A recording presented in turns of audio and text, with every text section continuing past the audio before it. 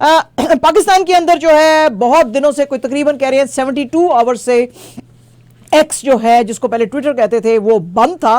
अभी थोड़ी देर पहले जो है इत्तला आई है कि शायद उसको खोल दिया गया है। कुछ लोग शायद उसको यूज कर सकते हैं, लेकिन साढ़े लोग भी बड़े जुगाड़ू है ना। अब उन्होंने एक्स बंद कर दिया तो वो जो वीपीएन होता है ना, उसके थ्रू मैसेजेस एक दूसरे को भेज रहे थे। बहरहाल जी एक्स अब लगता है खुल गया। लेकिन जब एक्स ये बंद था अभी थोड़ी देर पहले भी, तो केयर टेकर गवर्नमेंट जो थी उससे मीडिया ने एक्सप्लेनेशन मांगी। तो केयर टेकर गवर्नमेंट ने कहा जी कि हमें जो है इसके बारे में कुछ नहीं पता है। हालांकि जो पाकिस्तान का कॉन्स्टिट्यूशन है वो ये गारंटी करता है कि ये इंटरनेट जो है इसको आपने शट डाउन नहीं करना, क्योंकि this contradicts freedom of information and freedom of speech. In February 2018 जो रूलिंग एक आई थी इस्लामाबाद हाई कोर्ट की, उसके अंदर उन्होंने कहा था कि लोगों का ये फंडामेंटल राइट है अंडर द कॉन्स्टिट्यूशन के इंटरनेट को बंद ना किया जाए।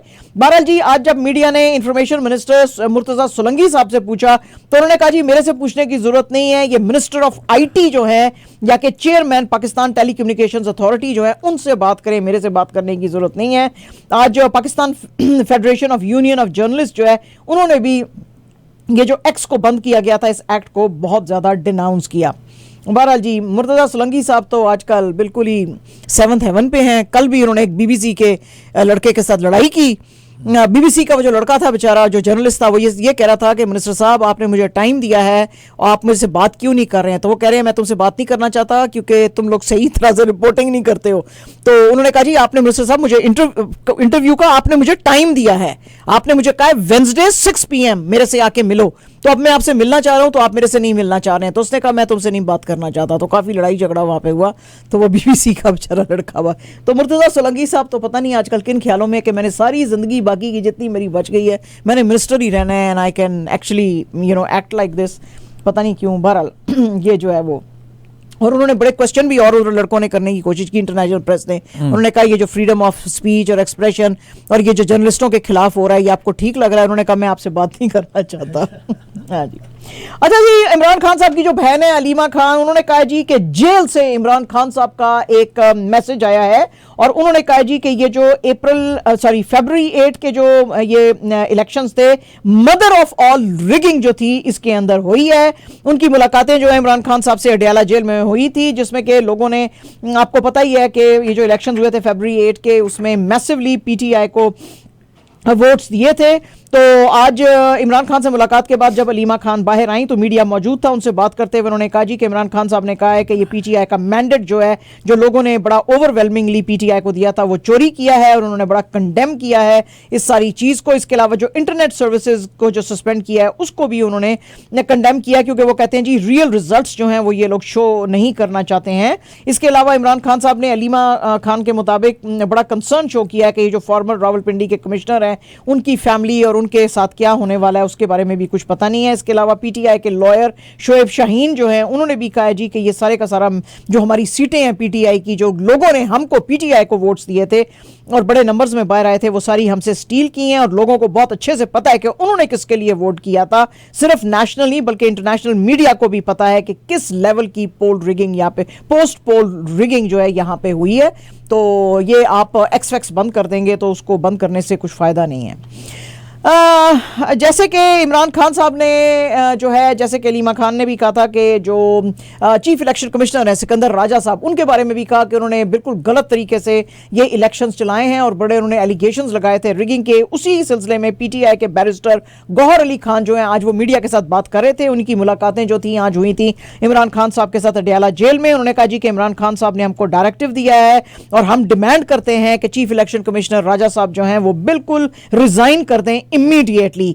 ना सिर्फ पीटीआई बल्कि और भी बहुत सारी पॉलिटिकल पार्टीज जो हैं वो कह रही हैं कि मैसिव स्केल पे रिगिंग जो फरवरी 8 के इलेक्शंस में हुई है उसमें इलेक्शन कमिश्नर साहब को जो है वो देनी चाहिए अपना रेजिग्नेशन। पीटीआई के जो गौहर साहब हैं उन्होंने ये भी कहा कि रिजल्ट्स जो हैं वो फॉर्म 45 के बेसिस पे आने चाहिए और फॉर्म 47 के बेस पे नहीं आनी चाहिए, क्योंकि उसमें मेजर डिस्क्रिपेंसीज जो हैं वो हैं। गौहर साहब ने कहा कि ECP fail to fulfil his responsibilities ECB यानी इलेक्शन कमीशन ऑफ पाकिस्तान और इलेक्शन कमिश्नर भी सिकंदर राजा भी, पीटीआई ने यह कहा कि जी इनको चाहिए था, हमने बड़ी दफा इनको कहा था कि बिल्कुल ट्रांसपेरेंट आप इलेक्शंस करवाएं, लेकिन अब चूंकि आपने नहीं कराए हैं तो इसलिए हम डिमांड करते हैं कि एक इन्वेस्टिगेशन इसके ऊपर बिठाई जाए। इसके अलावा बैरिस्टर गौर साहब ने यह भी कहा कि जो फॉर्मर रावलपिंडी कमिश्नर लियाकत अली चट्टा है, हम बड़े उनके लिए फिक्रमंद हैं, क्योंकि उनके जो एलिगेशंस हैं, उन्होंने जो सारी बातें सामने लाई हैं, तो अब उन पे और उनकी फैमिली की जो सेफ्टी है उसको कैसे इंश्योर किया जा सकता है, उसके लिए हम परेशान हैं। आज सेनेट के अंदर भी जमात इस्लामी के जो सेनेटर है मुश्ताक अहमद साहब, उन्होंने भी कहा है कि Sikandar Sultan Raja chief election commissioner को फौरन रिजाइन कर देना चाहिए for the mass rigging, alleged mass rigging in जो है फरवरी 8 इलेक्शंस। और जनाब जिथे दी खोती उथे खलोती, जो हम पहले दिन से कह रहे थे पीडीएम 2 आएगा, पीडीएम 2 आएगा, लोग कहते थे ओ नहीं नहीं ऐसे कैसे है, ये है वो है। बहरहाल जी बड़ा तू मैं होने के बाद, after much hue and cry जैसे कि हम इंग्लिश में कहते हैं, या much ado about nothing, it was actually much ado about nothing है जी। तो पीपीपी और पीएमएलएन जो है वो फिर उन्होंने हाथ जोड़ लिए हैं और अब जी वो बनाएंगे। अच्छा, इससे पहले जो है बड़ी इंटरेस्टिंग डेवलपमेंट हुई, ये जो है बीबी जरदारी साहब जो हैं आज अपने नाना जी का जो जुल्फकार अली भुट्टो का जो रेफरेंस डाला गया था, उनकी जो जुडिशियल किलिंग की गई थी, उस सिलसिले में आज अदालत में थे और उसके जब हियरिंग सुन के बाहर आए तो वो मीडिया से बात कर रहे थे। तो उसमें उन्होंने कहा जी कि हम पीएमएलएन को अगर वो गवर्नमेंट बनाएंगे तो उनको तो सपोर्ट तो करेंगे, लेकिन उसके अंदर टर्म्स हमारी भी होंगी, तो हम उनके साथ अपनी टर्म्स पे करेंगे। और उन्होंने कहा जी कि ये वैसे तो अभी जो इलेक्शंस आए हैं उसमें बिल्कुल साफ नजर आ रहा है कि लोगों ने किसी एक पार्टी जो है उसको मेजॉरिटी नहीं दी है, तो इसलिए एक कंसेंसस हमको डेवलप करना पड़ेगा, इकट्ठे मिलकर बैठना पड़ेगा और ये डिसाइड करना पड़ेगा कि गवर्नमेंट जो है वो कौन बनाएगी।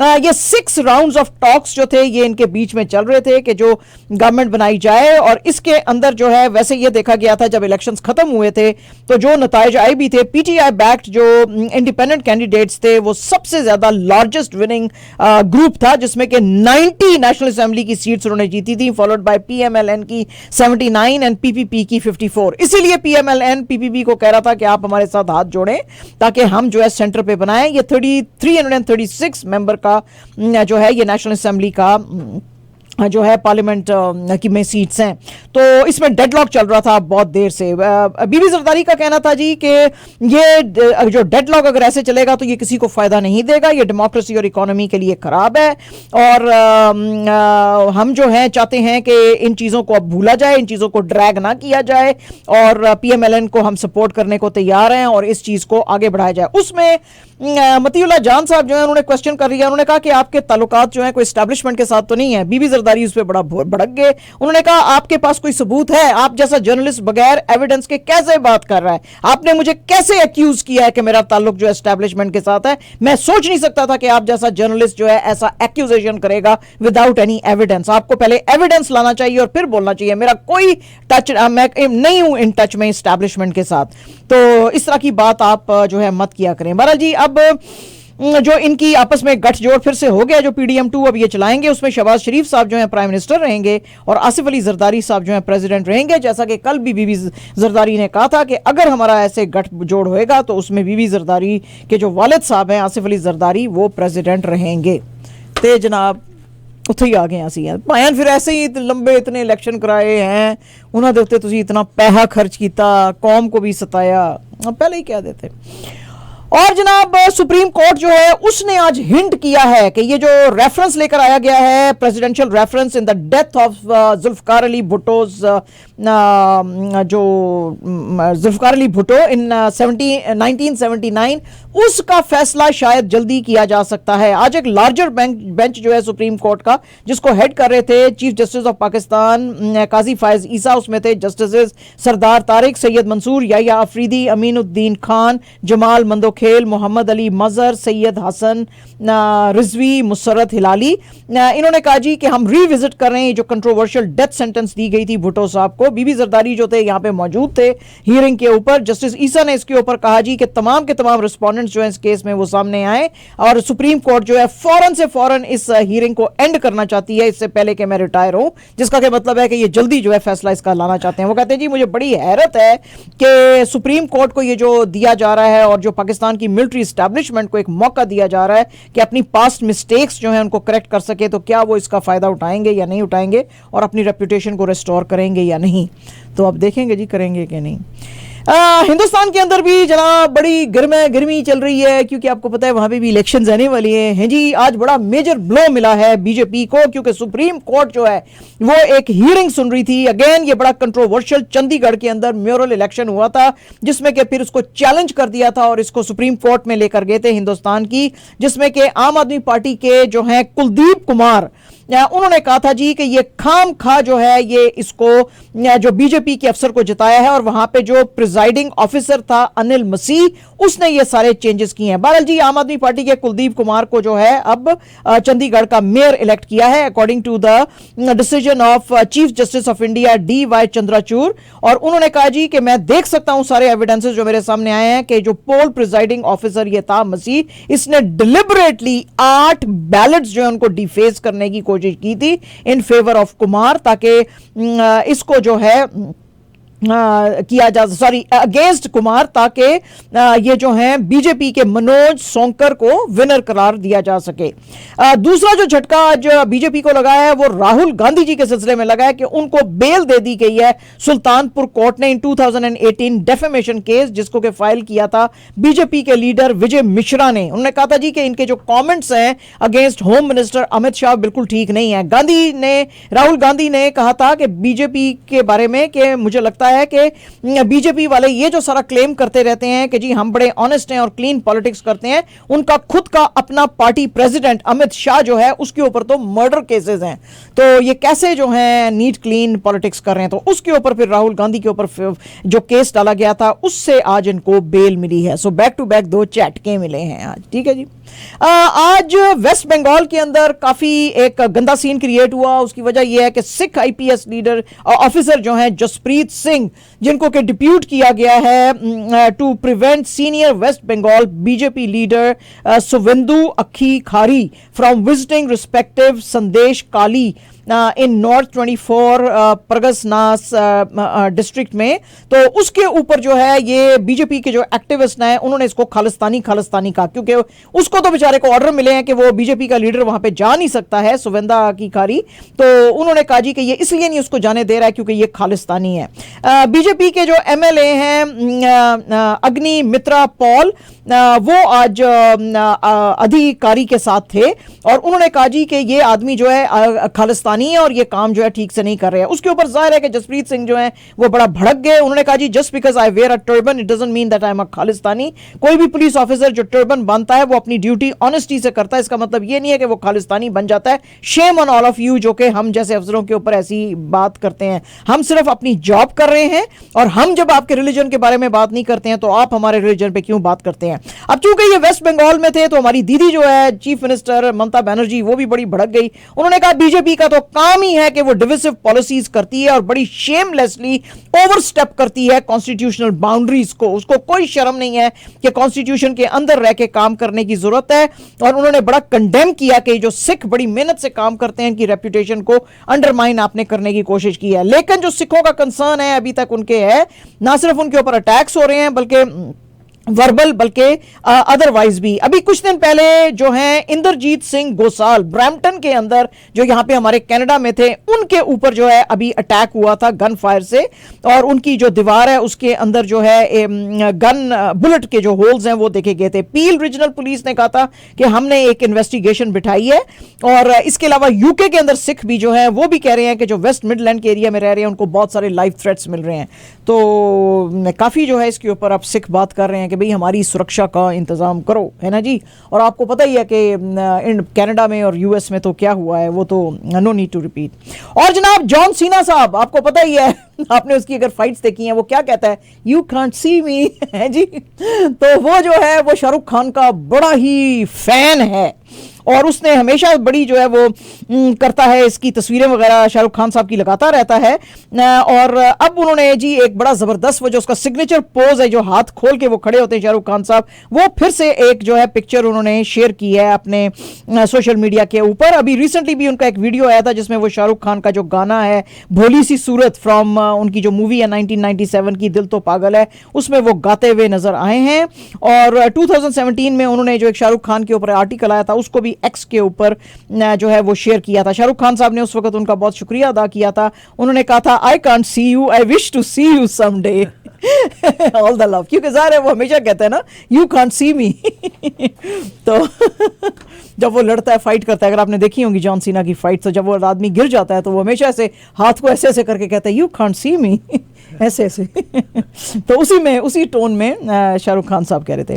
और जनाब खबर आई है कि शाहरुख खान साहब अब पठान 2 में भी नजर आ सकते हैं, क्योंकि एक स्क्रिप्ट है जो ये और आदित्य चोपड़ा ऑफ यश राज स्टूडियोज जो है वो डिस्कस कर रहे हैं। इसकी प्रोडक्शन जो है ईयर एंड पे शुरू हो जाएगी, यानी कि 2024 के एंड पे शुरू होएगी। ये 8th फिल्म होएगी यश राज फिल्म्स की स्पाई यूनिवर्स में। इससे पहले वो बना चुके हैं, एक था tiger, Tiger Zinda Hai, War, Pathaan, Tiger 3, War 2, Tiger versus Pathaan, और अब पठान 2। पठान 2 के अंदर वो कहते हैं जी बहुत ही एक्साइटिंग रहने वाली है, इसलिए कि इसमें जो बॉलीवुड बिग स्क्रीन के जो 2 सबसे बड़े जो लेजेंड्स हैं वो नजर आएंगे, यानी कि शाहरुख खान और सलमान खान एक दूसरे के अगेंस्ट। तो लोग जो है वो बड़े एक्साइटेड हो गए हैं जी। और जनाब दीपिका पाडुकोण और रणवीर सिंह के घर में पहला बच्चा आ सकता है, ये आई हैं खबरें। सूत्रों के अनुसार दीपिका जो है वो अपने 2nd ट्राइमेस्टर में है, और अभी जब 77th बेफ्टा रेड कॉर्पेट पे वो एक साड़ी पहने हुए आई थी तो अपनी मिडरिफ जो है वो छुपा रही थी। बड़े जबरदस्त उन्होंने साड़ी शिमरी सी पहनी हुई थी गोल्ड की, और सब्यसाची मुखर्जी की ज्वेलरी उन्होंने पहनी थी उसके साथ में। और अब खबरें आ रही हैं कि उनका जी पहला बच्चा आने वाला है। इन दोनों की शादी नवंबर 14, 2018 में हुई थी इटली के लेक कोमो में। तो ये अब है। और जनाब विराट कोहली एंस जो अनुष्का शर्मा है उन्होंने अपने दूसरे बच्चे को आज की खबर दी है कि वो पैदा हुआ है। कोहली ने अपना जो ये न्यूज़ है इंस्टा के ऊपर शेयर किया है। उन्होंने कहा जी कि फरवरी 15 को हमारे घर अब बेटा हुआ है आके, वामिका का छोटा भाई, वामिका इनकी बेटी है, वो उसका छोटा भाई इस दुनिया में आया है। हम आपकी ब्लेसिंग्स और गुड विशेस चाहते हैं। तो जाहिर है लोगों ने इनको एक्स के ऊपर बहुत सारा कॉन्ग्रेचुलेट किया। एंड जनाब ऑस्ट्रेलिया एंड न्यूजीलैंड के बीच में शुरू होने वाली है 3 मैच सीरीज। न्यूजीलैंड के जो कैप्टन है मिचेल स्टेटनर, उनसे कहा गया कि जी फेवरेट तो जो है वो ऑस्ट्रेलिया है और आप तो अंडरडॉग्स हैं। तो उन्होंने इस चीज को जो है ब्रश किया, उन्होंने कहा कि एब्सोल्युटली नॉट, क्योंकि आपको पता ही है ऑस्ट्रेलिया जो है ओडीआई चैंपियन है।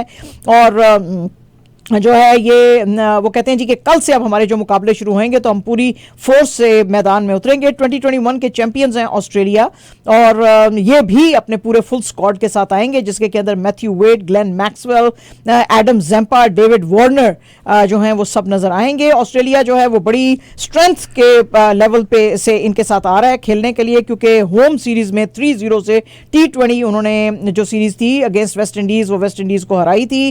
और हालांकि फिर उन्होंने इंडिया से 1-4 पे लूज किया था अपनी एक series away from home after world cup in November and December, लेकिन फिर भी वेस्ट इंडीज से जीते। और उसके बाद फिर न्यूजीलैंड जो है वो भी कह रहा है कि हमको हल्के में नहीं लेना भाई, क्योंकि हमने भी 4-1 से पाकिस्तान को हराया है। तो ये जनाब बड़े जबरदस्त मुकाबले होने वाले हैं। अच्छा मुकाबला होगा, बहुत अच्छा मुकाबला, वेरी इंटरेस्टिंग। जी जी बिल्कुल।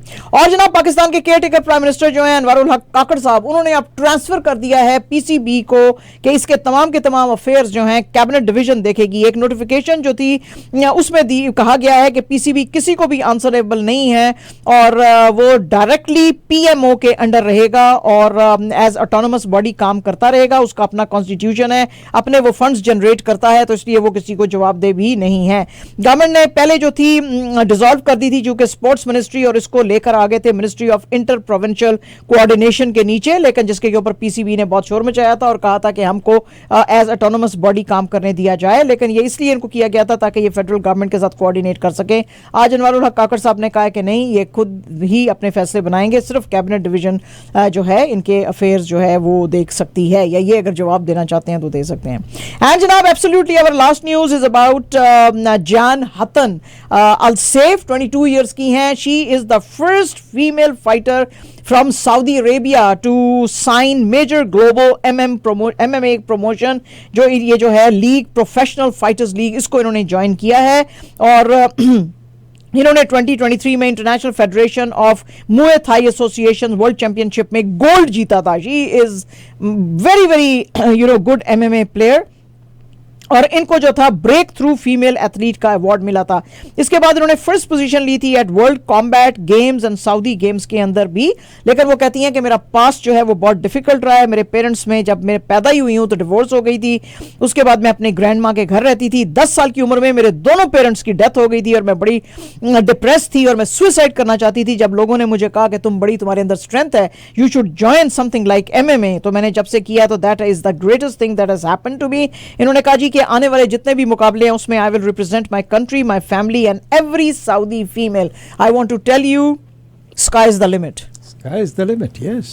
ठीक है जी. ठीक हो गया जी. So the first Saudi woman to get all these awards at MMA. ठीक हो ठीक है, गया. पायन खुश हो तुसी हो? बस. मतलब ये और तुसी अजे सुनना है हाँ जी. और कहानियां सुननी है. अभी तो तैयार हो रहे हैं हम, तो गर्म कॉफी लेके आए हैं. बस अपनी गर्म कॉफी को ठंडा कर लें. अब काफी गर्मा गर्म खरवे हमने दे दी हैं आपको. Thank you so much. ठीक है भाई.